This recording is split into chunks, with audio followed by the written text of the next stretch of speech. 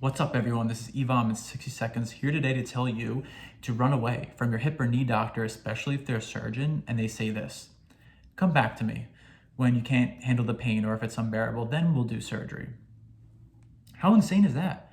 Even more so if they're not communicating with other healthcare providers, or if they're not referring you to another healthcare provider, but they're just awaiting to give you a life-changing surgery, replacing a limb. That's extreme, right? If they are referring to a healthcare provider, like such as a physical therapist, they all should be trying their best to effectively communicate to you that there's a reason why your knee or hip got this way in the first place.